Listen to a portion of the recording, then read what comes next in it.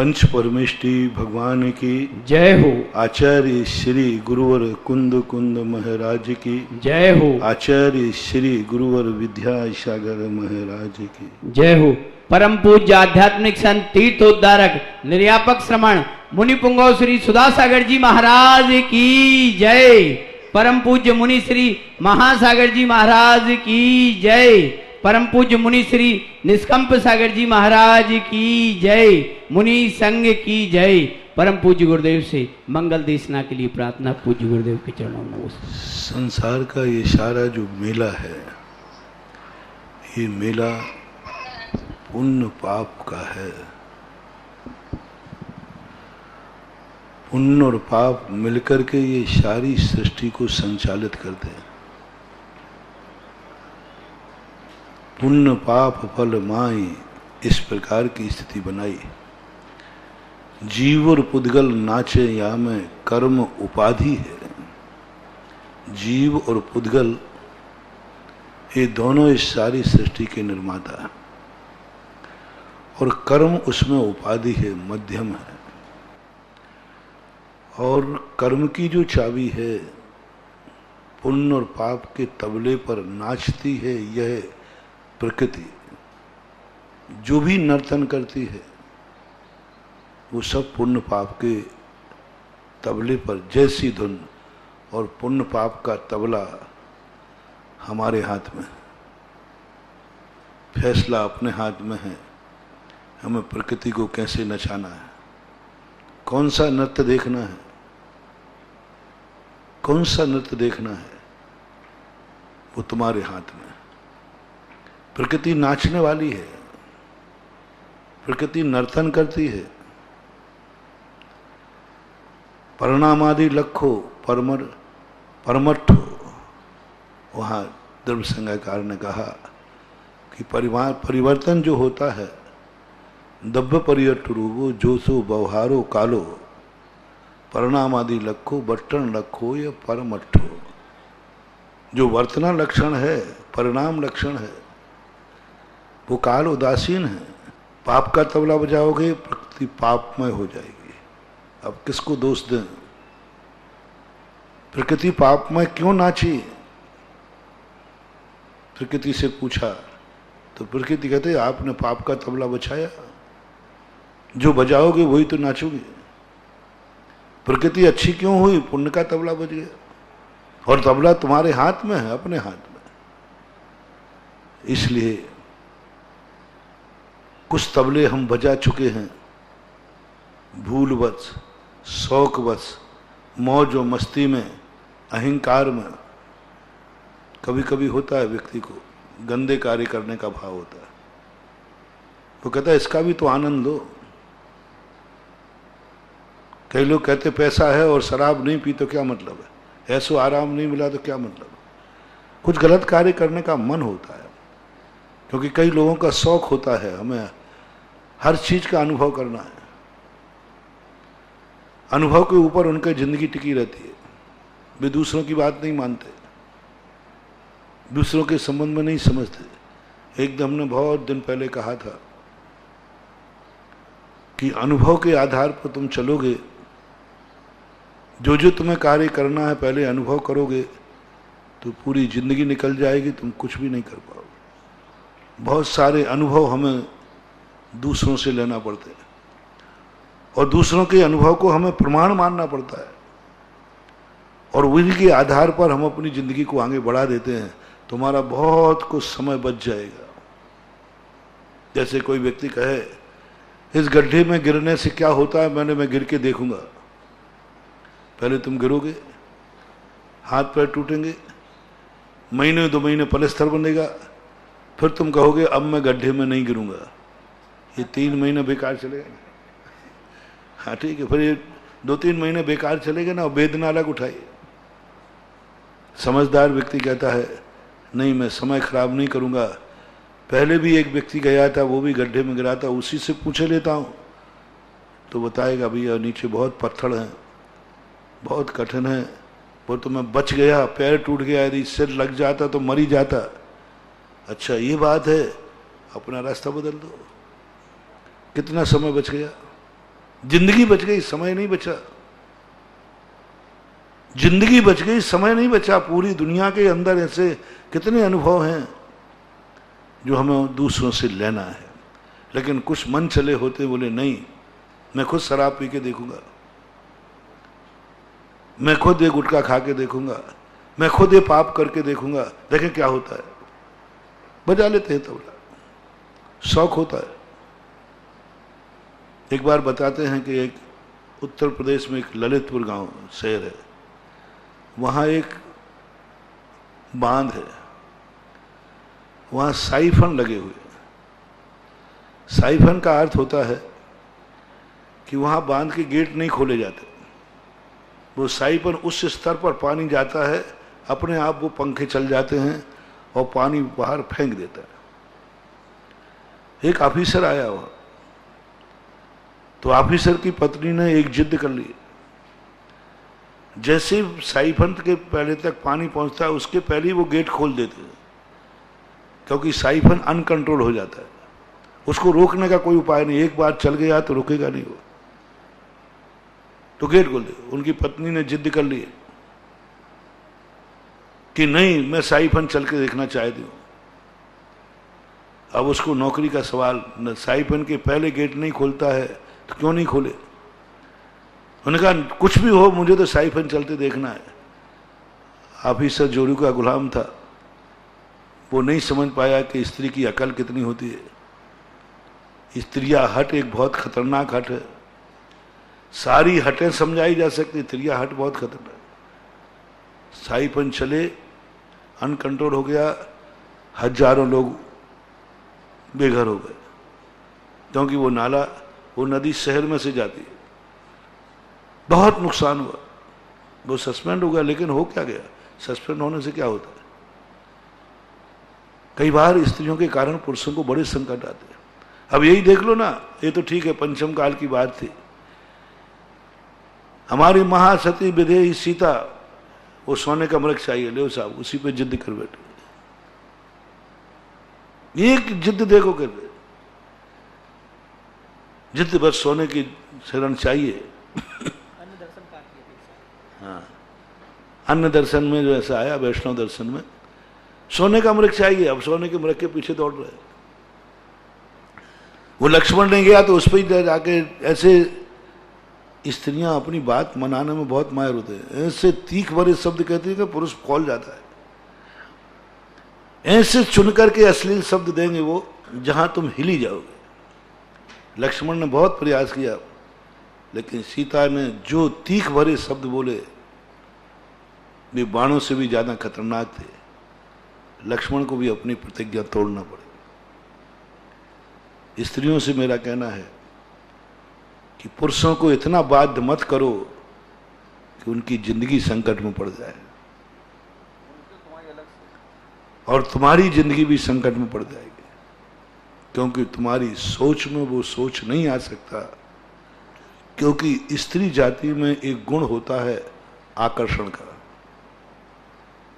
आकर्षण होता है।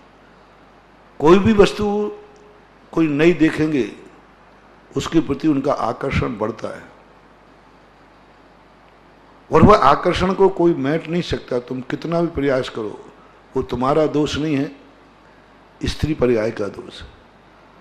और जिसमें आकर्षण गुण होता है, वो व्यक्ति कभी भी खतरे में पड़ सकता है और दूसरे को भी पाड़ सकता है,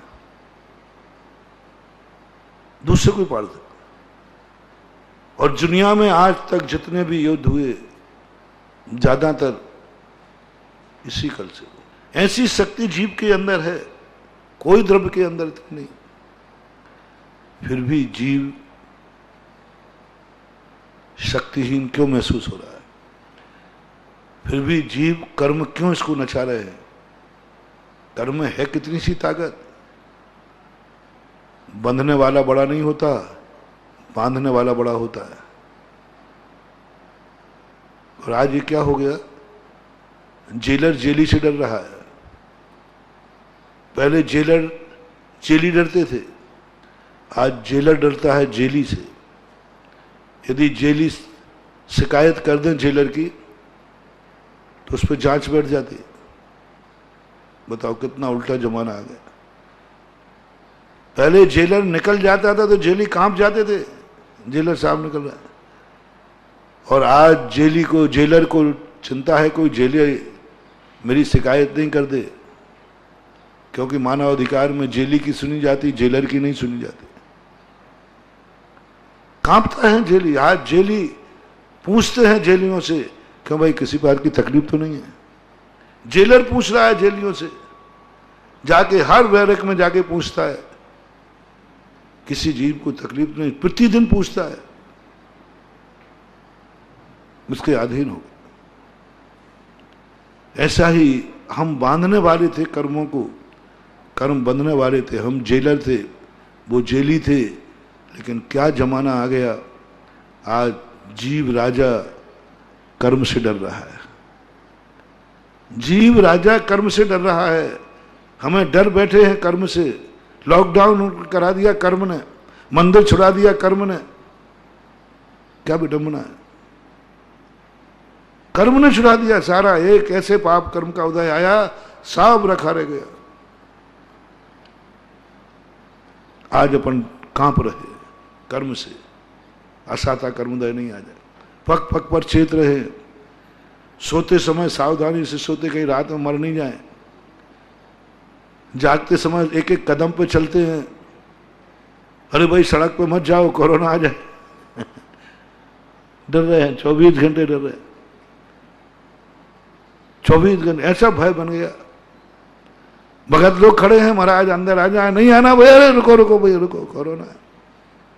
अभी खांदू करने वालों को आज 5-6 दिन हो गए, पढ़े हैं बेचारे स्कूल में। ठीक है साहब, क्या कर रहे हैं?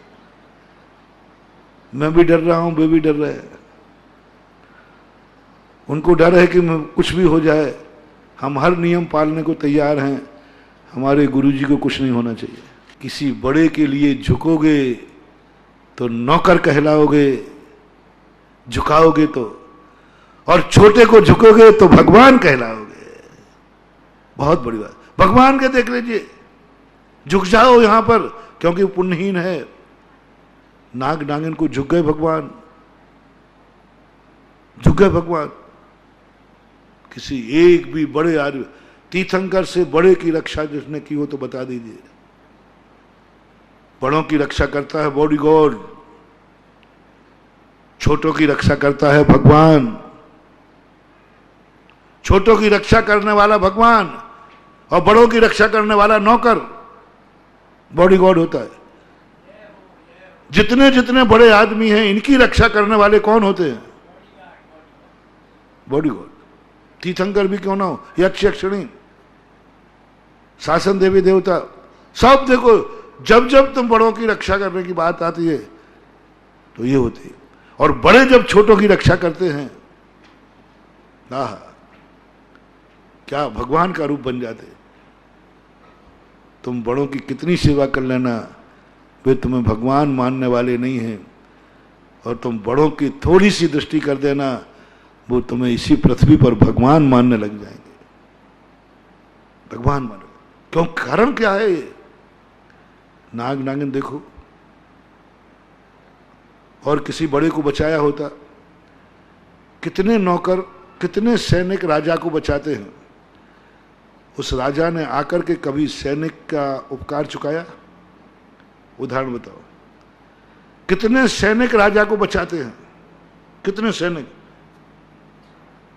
एक राजा ने आकर नहीं कहा इन सैनिकों पर उपकार करूंगा क्योंकि इन्होंने मुझे बचाया था। कितने बॉडीगार्ड राष्ट्रपति को बचाने के लिए मर जाते हैं, आज तक कभी नहीं आया कि उसने हमारी रक्षा की थी। शास्त्रों में भी नहीं दिखा मुझे किसी भी बड़े आदमी को बचाया, शक्तिमान को बचाया, पुण्यहीन को बचाया, उसने बाद में आकर उपकार चुकाया। ये चुकाते ही नहीं। बड़ों का ये सबसे बड़ा वीक पॉइंट है। भगवान से अपन कितनी सेवा करो, ये कभी उपकार नहीं चुकाएंगे। कितनी जयकार बोलते रहो, गुरु का यही साथ, सबका यही हाल है। लेकिन पुण्यहीन का उपकार देखो, क्या धर्मेंद्र, जब उनका आसन कंपायमान हुआ, धर्मेंद्र पद्मावती का क्या संवाद है उनका। इसलिए नहीं कि उन्होंने बचाया था, कहती क्या है, देखो वो तीर्थंकर होकर हमारे जैसे हमें देखती दुनिया मारती है, और इतनी बड़ी शक्ति झुक गई। तीर्थंकर, तीर्थंकर त्रिलोकीनाथ हम जैसे तुच्छ प्राणियों के लिए झुक गए। दोस्तों का मनोरंजन छोड़े, बलिदान त्याग तो देखो। इतनी बड़ी शक्ति होकर के गोट छोड़ दी, दोस्त छोड़ दिए, तीर्थंकर मान अपमान छोड़ दिए। ओहो, धन्य हो गया। चलो जल्दी चलो, जल्दी चलो, बचाने आ गए। क्लिष्टेषु जीवेषु, हमेशा कभी अपनी दया, अपनी करुणा अपने से पुण्यहीन पर बरसाना,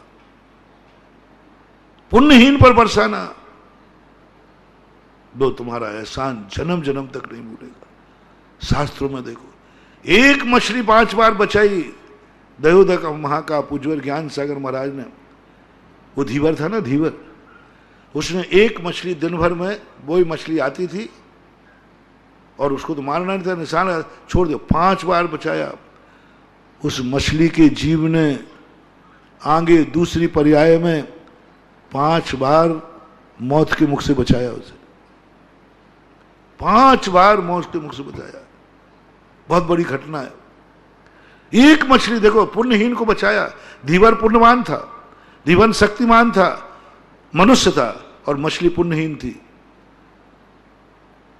तुम लोग ढूंढो एक बार कोई कथानक जिसमें तुमने बड़े आदमी को किसी ने बचाया हो और बड़े आदमी ने आकर के उपकार किया हो, पर उस कारण से एक नाम बताओ। बड़ा आदमी होना चाहिए, पुण्यवान होना चाहिए। पुण्यहीन ने पुण्यवान को बचाया, इसलिए उसने उसको आके बचाया। कोई एक आदमी मिल जाए तो मना भी नहीं कर सकता, क्योंकि सज्जन पुरुष भी दुनिया में कृत उपकारम न विस्मरंती साधवा। सज्जन लोग कई बार उपकार को नहीं भूलते। लेकिन चलो परसेंटेज पे आ जाओ, तो परसेंटेज पर बड़ों के साथ हमने उपकार किया, वे बदला देने आएंगे, या किसी दुखी पर अपन ने उपकार किया, वो उपकार चुकाने कौन ज्यादा ध्यान रखेगा परसेंटेज में? पुण्यहीन रखेगा। 10 बार एक मछली बचाई। क्या ज्ञान सागर महाराज ने वर्णन किया। एक बार दूसरी पर्याय में जाकर के, वहां जाकर के क्या किया उसने, भवांतरों में एक व्यक्ति ने उसको पत्र लिखवा दिया, दुश्मन था, तो कहा जा तू ये पत्र लेके चला जा, वहां नौकर था उसका, और लिख दिया जाति इसको विष दे देना। वो रास्ते में जा रहा था, एक पेड़ के नीचे सोया, मछली का जीव वहां एक स्त्री पर्याय में था। उसने देखा कि ये घनघोर जंगल में इस रास्ते पे कहां से भटक के आ गया, कौन है ये तो थका हुआ दिख रहा है। उसने देखा कि इसके पास कुछ है, गले में जो भी बांध के रहते, देखा उसमें लिखा था, और अट्ठा कट्टा जवान लड़का। उसने कहा कि इसको विष दे देना, जाते विष दे देना बिना पूछे। उसने काली स्याही से लिखा था, उसने अपने काजल में से सींक निकाली, मछली का जीव है देखना, और उसने विष के स्थान में कहा बिना पूछे कुछ भी विचार नहीं करना, विषा दे देना। और विषा था उसकी कन्या का नाम। वो विदेश गया था, परदेश, इसको लेके भी गया था। बोले नहीं जा, तू जा भैया, पत्र लेके जा। और गया घर, बोले कोई विचार, उस पर लिखा कोई विचार नहीं करना, सोचना भी नहीं, तुरंत विषा दे देना, मेरा भी इंतजार नहीं करना। और घर जाकर के पत्नी थी, उनकी बिटिया थी, और लड़का भी था। पिताजी की तस्वीर, वो जो व्यक्ति था, जो नौकर था ना, वो पढ़ा लिखा नहीं था। तो साहब एक पत्र भेजा है सेठ जी ने, उसमें लिखा विषा दे देना। और पिताजी की आज्ञा है, जो आज्ञा हुई स्वीकार है। और उन्हें जल्दी फल्दी कुंवर साहब बन गए अब दुश्मन साहब। किसका कमाल है ये? कहां दुश्मन था, कहां मारने जा रहा था, एक बिसा एक मछली को बचाया, उसने उसको जीवन दान दे दिया, उस घर का कुंवर साहब बना दिया, कुंवर बना दिया। वो लौट के आया, बोले ये क्या किया? बोले साहब ये पत्र देख लियो। तो बोले मैंने तो विष लिखा था, विषा कैसे हो गया है?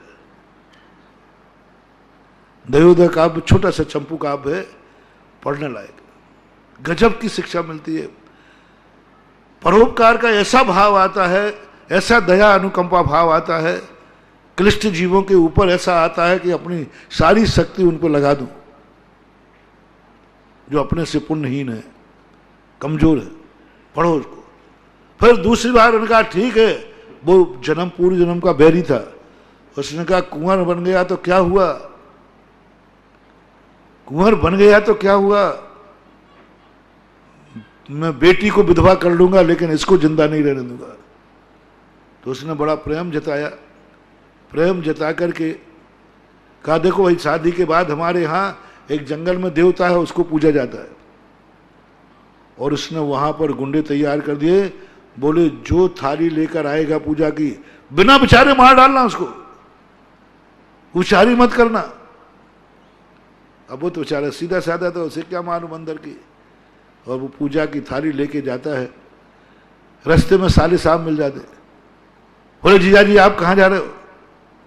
बोले पिताजी ने, पापा ने कहा है कि ये बोले देखो पूजा के लिए तुम ठीक है, वो क्या है जुआ खेल रहा था, तो बार बार हार रहा था।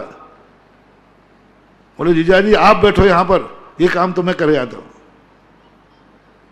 साले साहब वहां गए, वहां तो नौकर तो मारने वाले थे, उनको तो कोई मतलब नहीं था, जो आए उसको मारना है, और उन्होंने उसको मार डाला, मर गया।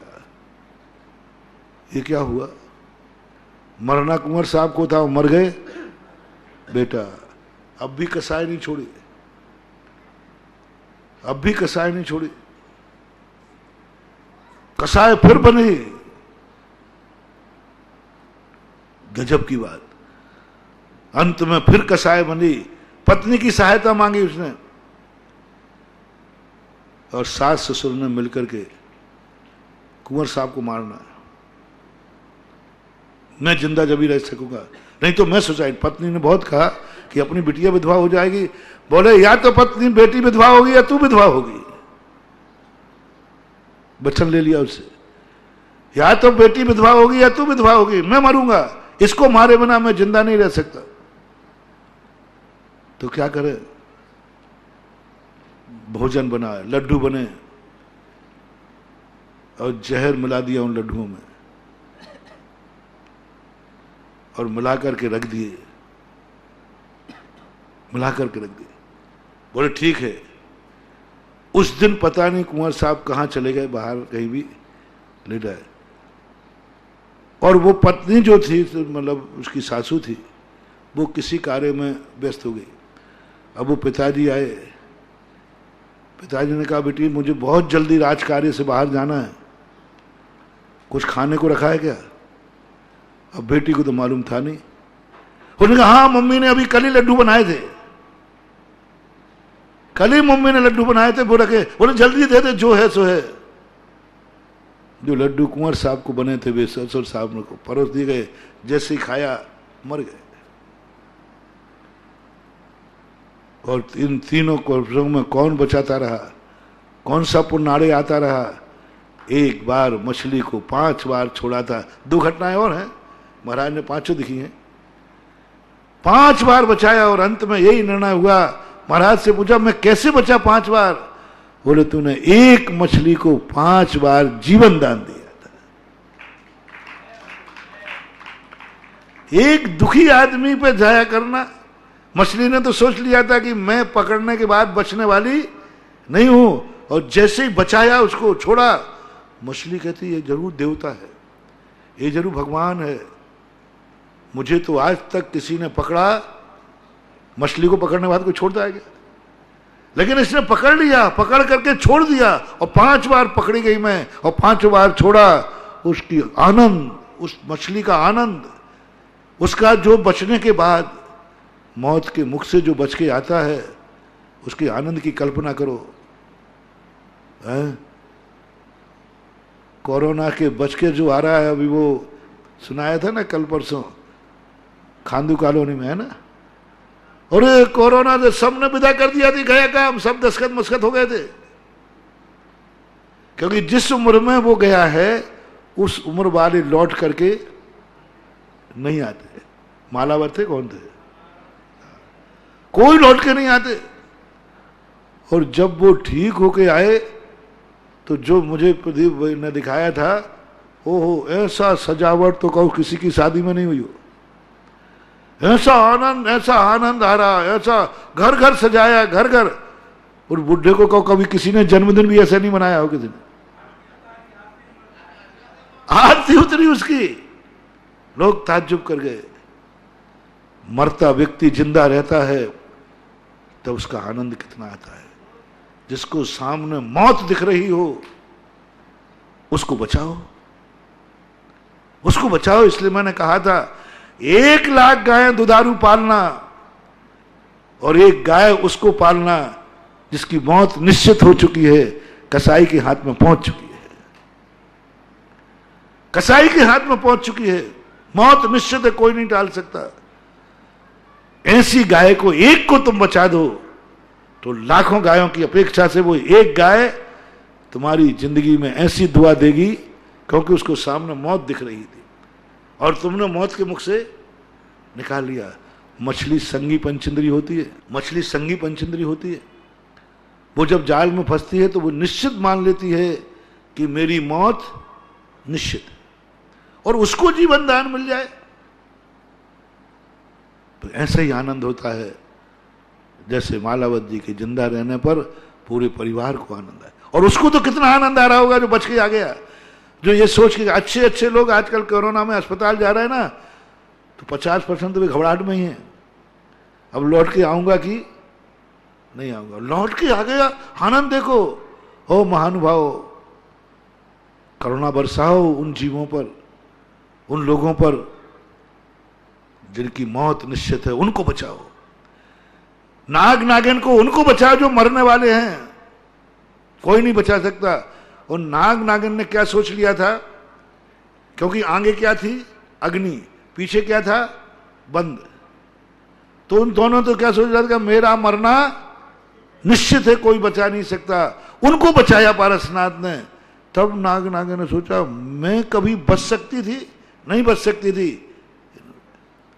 ऐसी जीवन पर कभी दाव लगाओ, ऐसे जीवन के संबंध में सोचो जिसको कुछ भी नहीं बचाने वाला और तुमने जाके बचा लिया। पुण्यहीन है, कोई उसकी सहायता करने वाला नहीं, कोई नहीं। उसने सोच लिया मेरी कोई सहायता नहीं करेगा, उसकी तुम सहायता करो, उसका आनंद तुम्हें आनंद से भर देगा। राणा प्रताप ने सोच चुके थे अंत में कि मेरी अब कोई सहायता करने वाला नहीं। अंत में निर्णय ले चुके थे, भीलों में के बीच में रहना शुरू कर दिया था। अपनी अब अंतिम जिंदगी भीलों में गुजरेगी, भीलों के कार्य शुरू कर दिए थे। कोई सहायता करने वाला नहीं, बचे ही नहीं, कोई सहायता कौन करेगा।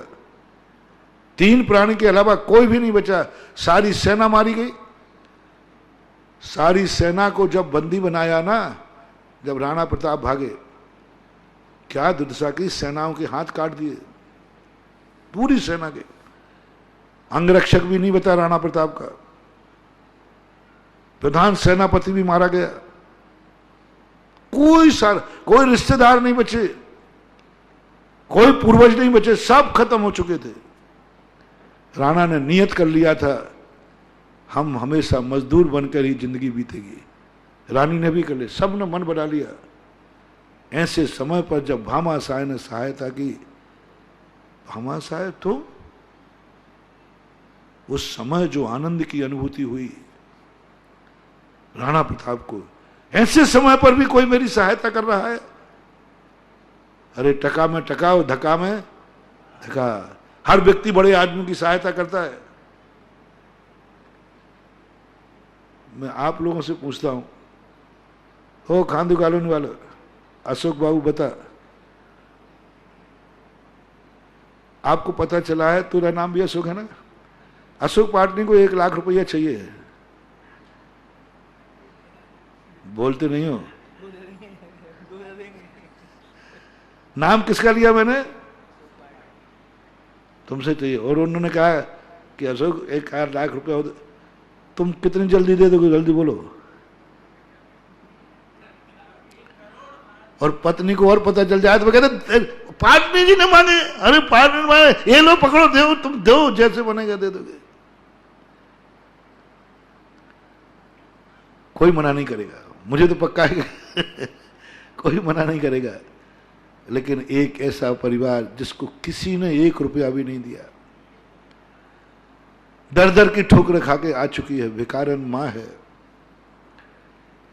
भिखारन पत्नी है, परिवार बच्चे अनाथ की स्थिति में, और वो यदि दरवाजे घर घर जा रहा है, 1 लाख रुपए में मेरा बेटा बच जाएगा, 1 लाख रुपए में मेरा सुहाग बच जाएगा, एक बार में बच्चे अनाथ होने से बच जाएंगे, कितने लोग विचार कर पाएंगे?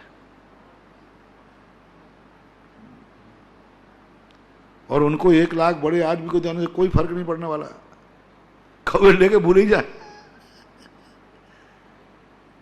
लेकिन वो व्यक्ति 1 लाख रुपए कोई देने को तैयार नहीं है, और वो कह रहे हैं बेटा तू ऐसा पापी जन्मा है कि तुझे मरना होगा,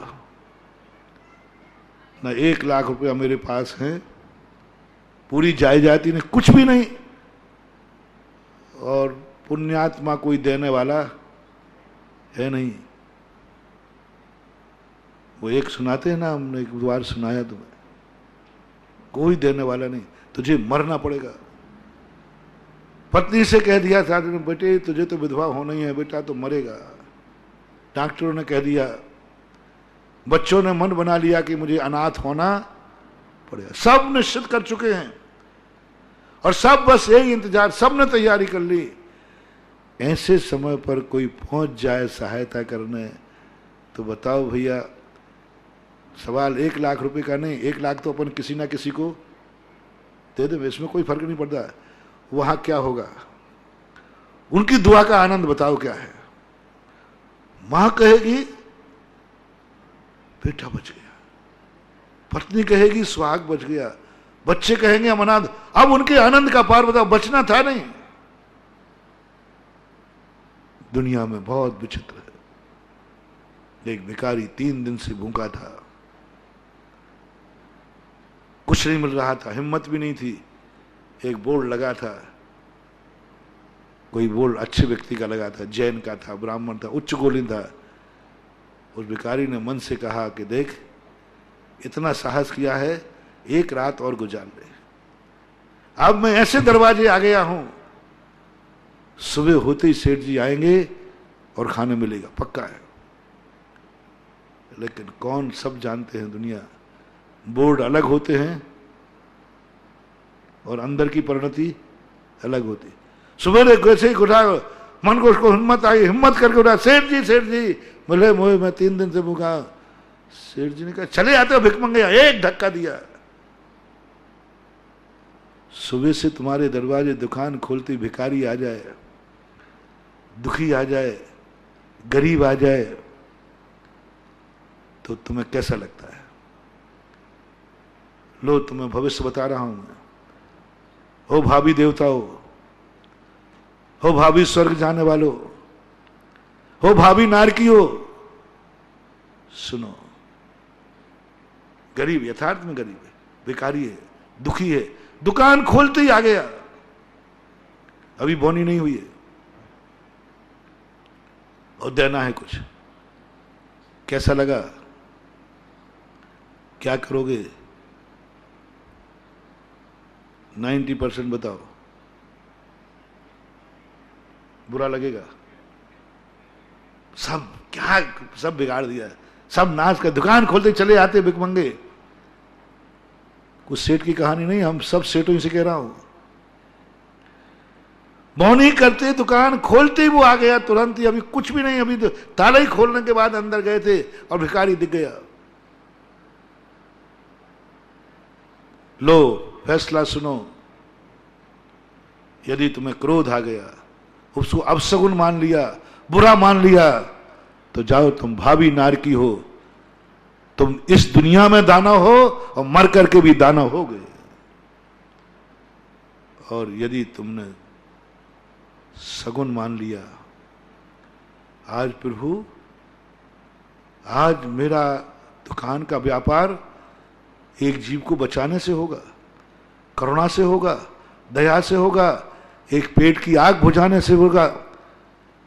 आज ये पेट का आग वाला टिफिन लाया था दोपहर के भोजन का, आज मेरी शुरुआत मैंने ना जाने इस टिफिन से कितने बार अपने पेट की आग बुझाता हूं, हर दिन बुझाता हूं। आज प्रभु, आज इसकी पेट की आग बुझाऊंगा। और टिफिन खोला और उसके हाथ में रख दिया। कल्पना करो उस भिखारी को जो 3 दिन का भूखा था, रात भर बड़े समझा करके जिंदा रहा है, मन मार के जिंदा रहा है, और उसकी 2 रोटी हाथ पे पहुंचेगी, उसकी दुआ बताओ कितनी कीमती होगी। भगवान मान लेगा, भगवान।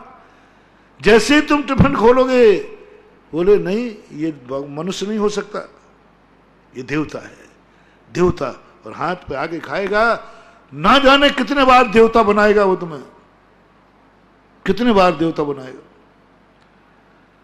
और जो भिखारी और पुण्यहीन की दृष्टि में देवता हो गया, गारंटी मैं लेता हूं मर करके वो देवता जरूर होगा। मैंने एक दिन पहले कहा था, अभी प्रसंग पड़ा है, मरने के बाद दुनिया बनने के पहले ख्वाब सजाने वालों, जीती जी पहले देवता बन के दिखाओ, तब मर के देवता बनोगे। ऐसे ख्वाब सजाने से, मन के लड्डू खाने से हो गया काम तो सब हो जाए।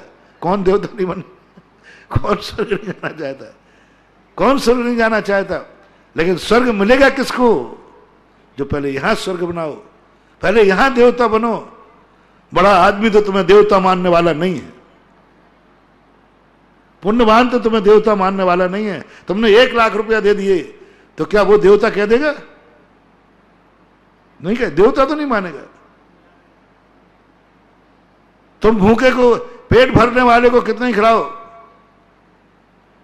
जो तुम भोज करते हो ना बड़े आदमी को, 50 आइटम बनाते हो और बड़े आदमियों को बुला लो, प्रसन्न है, बोले क्या बजाय, हम 100 खा के आए, अभी 100 बनाओ तो 200 खा के आए, 250, यानी 50 को खाएंगे भी और थूक के जाएंगे। पुण्यवान व्यक्ति कभी भी पुण्य, कभी भी अपने आप को वो तुम्हारा देवता मानने वाला नहीं है। पुण्यहीन को 50 व्यंजन नहीं देना है, सूखी रोटी देना है। 250-250 व्यंजन तुम खिलाते हो बारातों में, पुण्य 0 है। और उसके एक सूखी सब्जी के साथ रोटी बना दो भिखारियों के लिए, तुम देवता बन जाओगे मरने के पहले। लोग कहते हैं कि स्वर्ग मरने के बाद मिलता है, और मैं कहता हूं तुम्हारी औकात हो तो स्वर्ग जीते जी मिलता है। लोग मरने के बाद देवता बनते हैं, तुम्हारी यदि कुवत सही है, तुम्हारी नीयत सही है, तो मनुष्य में भी जीते जी भी देवता बन सकते हो। अपना प्रसंग वहां चलता था। मुनि महाराज कौन हैं जो मरने के बाद सिद्ध बनेंगे? मरने के बाद वो ही सिद्ध बन सकते हैं जो पहले साधुचर्या में, दुनिया की दृष्टि में सिद्ध नजर आ गए हैं, जिन्हें लोग दर्शन करते ही भगवान कहने लगे, अंदर से, शब्दों से नहीं, अंदर से लोग कहने लगे मैंने महाराज को दर्शन नहीं किए, मैंने भगवान का दर्शन किया है, मैंने गुरु का दर्शन है। गुरु ब्रह्मा, गुरु देवा, गुरु महेश्वरा, साक्षात परम ब्रह्मा। ऐसी परिणति, ऐसी अनुभूति किसको आ जाए? दर्शन करने वाले शिष्य को, भक्त को। गुरु के दर्शन करते ही भगवान को भूल जाए। ओहो, कौन भक्त, शिष्य, पुण्यहीन, कमजोर, जो तुमसे नीचे है। बड़ों की बात नहीं कह रहा हूं, बड़े आज तक मुझे भगवान कहने वाले नहीं है। सिद्ध भगवान से कहूं, सिद्ध भगवान मैं कौन हूं, तो वे कहें नहीं तू चलता फिरता सिद्ध, नहीं कहेंगे, चिंता मत करना, अरहंत भगवान भी कहने वाले नहीं है। तुम्हें जीते जी इस मुनि पद में भी भगवान कोई कहेगा तो कोई तुमसे पुण्य ही नहीं कहेगा, कोई भक्त ही कहेगा, कोई श्रावक ही कहेगा। वो कहेगा नहीं, भगवान को भूल गया गुरु को पाकर के। भगवान क्या शक्ति है भैया, और मुनि क्या शक्ति है? भगवान बहुत बड़ी शक्ति है। गुरु ब्रह्मा गुरु विष्णु गुरुदेवा महेश, साक्षात परम ब्रह्मा तस्मै श्री। वो ब्रह्मा विष्णु महेश सब उसको कह दिया, यही मेरे अनंत है, यही मेरे सिद्ध है, सब कुछ यही है। क्या तुम किसी की दृष्टि में तुम्हें देखकर लोग भगवान को भूल गए क्या? साधु की बात कह रहा हूं। क्या साधु की साधना, क्या कोई तुम्हें देखकर भगवान को भूल गया? कोई तुम्हें देखकर कह रहा है मुझे तो लगता है सच सच बताना भगवान। गुरुदेव ऐसा भजन गाते ना, कहीं तुम ही तो, ऐसा एक भजन गाते, सच सच बताना गुरुवर, मैंने तो भगवान को देखा नहीं, लेकिन जो जो लक्षण भगवान के बताए हैं वे कुछ तुमसे मिलते हैं। पूरा भजन है ऐसा, जो जो मुझे बताया भगवान ऐसा होता, भगवान ऐसा, वे लक्षण कुछ कुछ लक्षण आप में दिख रहे हैं, इसलिए मुझे संदेह हो रहा है कहीं भगवान आप ही तो नहीं है। सच सच बताना गुरुवर। लोग कहते भगवान कौन है? जो मन मंदिर में बसा हुआ रहता है।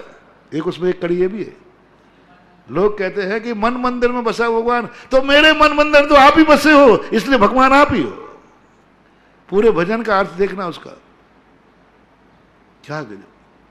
ये दुआ भक्त दे सकता है, पुण्यहीन दे सकता है, कमजोर व्यक्ति दे सकता है। ये दुआ मेरे मन मंदिर में तो आप ही है, तो भगवान आप ही हो। क्या किसी सोगों को, भक्तों को, समाज को देख करके ऐसा लगने लगा है ये पंचम काल में चलते फिरते भगवान सिद्ध हैं? जाओ, यदि ये चर्चा बाजार में होने लगी है, ये चर्चा भक्तों के बीच में होने लगी है, ये चर्चा लोग बाग करने लगे हैं, निश्चित समझना तुम्हें सिद्ध बनने का आइडेंटिटी कार्ड मिल गया है। ओ गजब की बात कह रहा हूं मानवाओ। आपके सिद्ध बनने का जो आइडेंटिटी कार्ड है वो भक्त के पास है, श्रावक के पास है। वो क्या मान के तुम्हें नमोस्तु कर रहा है, इस पर तुम्हारी साधुता की प्रमाणता है। बाहर रूप से कह रहा हूं, अंदर से तो अपना खुद का ही है। लोग तुम्हें क्या मान के पूज रहे हैं? डर से, भय से, लोभ से, मोह से क्या मान के पूज रहे हैं? पूछा करो कभी भक्तों से। हाँ, हम भीड़ देख को फूल के कुप्पा हो जाते हैं, मेरी भीड़ इतनी है, देखो मैं कितना बड़ा गुरु हूं, मैं कितना बड़ा गुरु हूं, देखो मेरे भक्त कितने हैं। हाँ हो तो सही, पूछ तो लो थोड़ा भक्तों से तुम्हें क्यों मान रहे हैं, कारण क्या है? सारी हकीकत पता चल जाएगी। कहीं लोभ से तो नहीं मांग रहे हैं, क्योंकि तुमने कुछ बहुत सारे लोभ दे डाले हैं। हाँ, पीछे से आशीर्वाद लोगे तो तुम्हारा ये होगा, हाथ से लोगे तो ये होगा, ऐसा कराओगे तो हाँ, इसलिए भीड़ तो नहीं लग गई। कहो लॉकडाउन में भीड़ लगवा दूं यहां? आज मुझे रात पे पारसनाथ भगवान ने कहा है कि आज रात में तुम 12 बजे जिसको भी आशीर्वाद दोगे उसकी फतेह है। और मैं अभी घोषणा करता हूं, आना मत भैया, अभी मैं उपदेश दे रहा हूं, मैं गारंटी दे रहा हूं, कलेक्टर, एसडीएम, एसपी रोक के दिखाएं 12 बजे किसी को।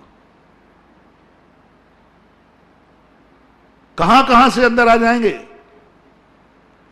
विश्वसनीय घोषणा होना चाहिए। और फिर मैं कहूंगा सुबह, देखा मेरे भक्त कितने हैं, देखा रात के 12 बजे लॉकडाउन में भी आ गए।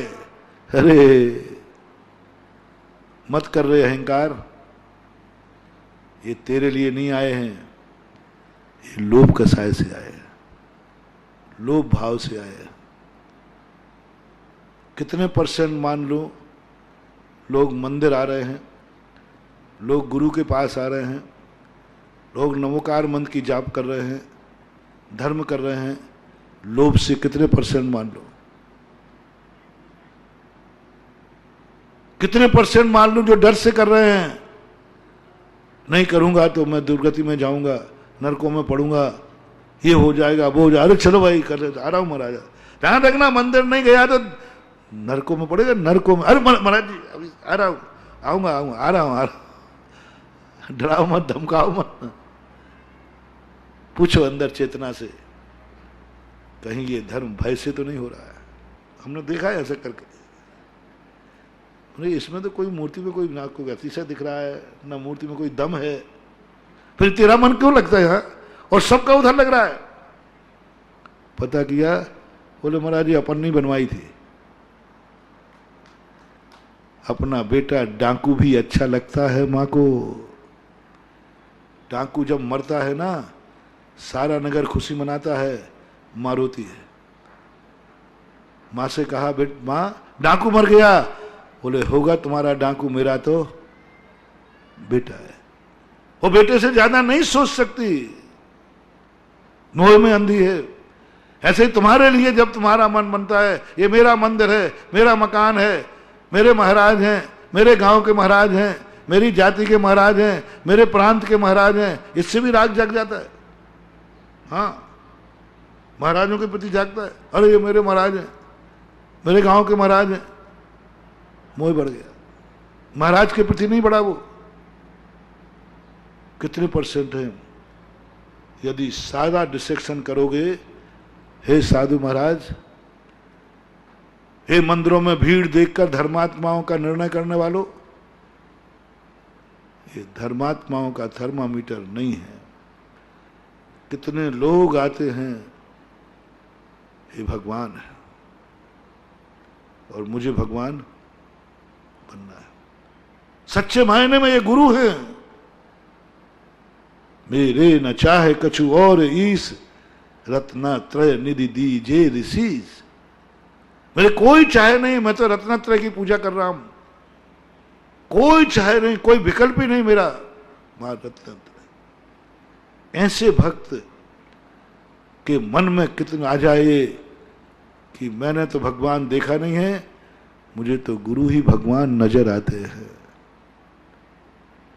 मुझे नहीं मालूम जिन मुद्रा कैसी है, मैंने तो गुरु मुद्रा को देखा तो निर्णय कर लिया ऐसी ही होगी। देखो तुलना किसकी कर रहे हैं? हमेशा बड़ों की तुलना छोटों से की जाए। साहित्य में बड़ों की तुलना छोटों से की जाए, छोटों को बड़ों की उपाधि दी जाती है। छोटों को बड़ों की तुलना हमेशा ऊपर से नीचे की जाती है।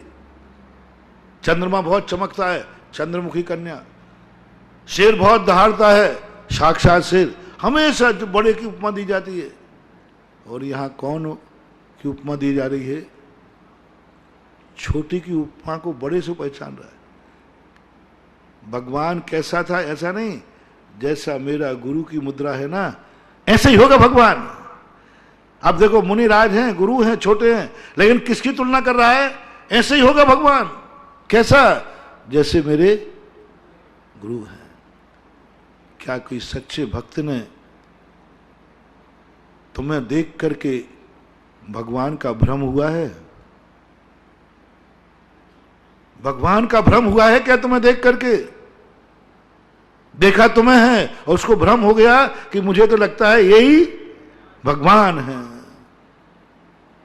ऐसा भ्रम किसी दिन किसी भक्त श्रावक को हो जाए, निश्चित समझना तुम भगवान बहुत जल्दी बनने वाले हो। दबाव देकर नहीं, प्रभाव देख करके नहीं, मोह में नहीं, लोभ में नहीं, स्नेह में नहीं, ऐसा नहीं करना। इसी प्रकार जो मैंने कहा, पुण्यहीन को तुम दबा करके सेवा मत कराना, परेशान करके सेवा मत कराना, भय करके सेवा मत दिखाना, लोभ दे के सेवा मत करना। देख तूने मेरे पैर 1 घंटे दाबेगा तो 2 रुपया ज्यादा मिले वो तो दाब देगा बेचारा। ये तो लोभ दे दिया अपन ने उसको।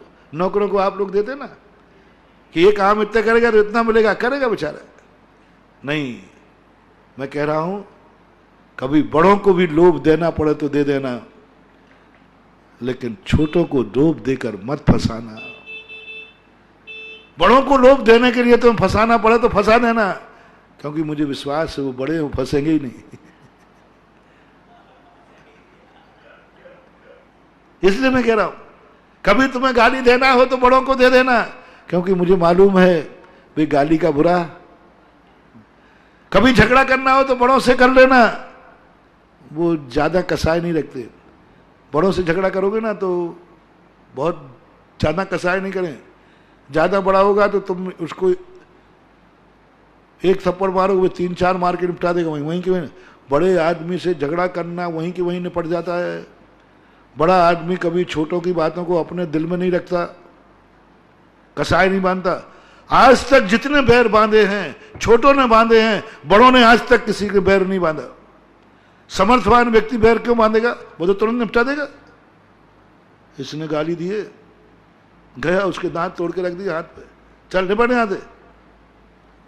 और किसी दुखी को तुमने गाली दी है तो अब वो दे नहीं सकता, अब वो गांठ बांधेगा, देखूंगा मैं। तो ऐसे मौके पे आएगी जैसे सुकमाल के लिए सियालनी आई।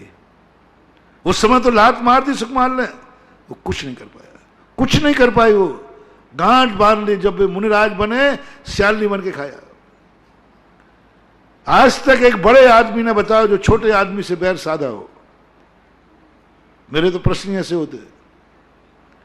अभी एक प्रश्न पहले कर दिया, वो होमवर्क में है, ढूंढ के लाना। ये तो और कह रहा हूं, बड़े आदमी ने किसी छोटे आदमी से बैर बांधा हो। छोटे से क्यों बांधेगा बताओ? वो तो निपटाने की शक्ति, तुरंत निपटा देगा ना। तुमने गाली दी, उसने दांत तोड़ दिया, मामला खत्म हो गया। इसलिए कभी झगड़ा करना है तो बड़ों से करो, ज्यादा देर नहीं चलेगा, भवांतर में नहीं चलेगा। लेकिन पुण्यहीन से झगड़ा मत करना, पुण्यहीन को मत झांसा देना, पुण्यहीन को मत ठगना, पुण्यहीन से मायाचारी मत करना, असमर्थ को कभी भी दबाव मत देना। नहीं तो ये ऐसा विस्फोट करेगा कि तुम रह जाओगे चक्रवर्ती जैसा। व्यक्ति ने रसोइये को दबाव दिया, लात मारी, उस रसोइये ने आकर दबी हुई कसाय कहां निकाली, नमोकार मंत्र पर पैर रखवा दिया, रखना पड़ा और 7 नरक जाना पड़ा। किसको दबाने का परिणाम था ये? पुण्यहीन को। अपने से पुण्यहीन को दबाया और उसने तुम्हें 7 नरक भेज दिया। अब लात का दुख कितनी देर का था है? और अब 7 नरक का। यदि कभी लात मारनी है तो बड़ों को मार देना, क्योंकि कबीर ने लिखा है क्षमा बड़न को चाहिए छोटन को उत्पाद, कहा कछु हरि को गयो जो भृगु मारी लात। भगवान को लात मार दी, क्या नुकसान हुआ? भगवान ने लात पकड़ के दी। ऋषि महाराज पैर में चोट तो नहीं आई। समर्थवान व्यक्ति कभी बैर नहीं बांधता। यदि धर्मात्मा समर्थवान है तो क्षमा कर देगा, और क्रोधी धर्मात्मा है तो वो तुरंत निपटा देगा। इसलिए आज का प्रसंग में अपन कल के प्रसंग में अभी आगे बढ़े हैं। किससे सहायता लेना और किसको सहायता देना, अभाव में अभाव को कैसे पूरा करें, अभाव को कैसे पूरा करें, इस संबंध में अपन समझ अभाव को। क्योंकि अभाव में हमें कुछ प्राप्त, और अभाव में मैंने पहले निर्णय कर दिया कि बड़ों से तुम्हें कोई उम्मीद नहीं रखना है, कभी तुम्हारा अभाव पूरा नहीं होगा। लेना है पुण्यहीन से और देना है पुण्यहीन को। अब इसके सारे रहस्यों के संबंध में अपन चर्चा फिर करेंगे, समझेंगे। बहुत रहस्यमयी बातें हैं।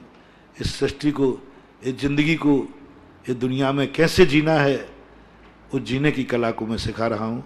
महावीर भगवान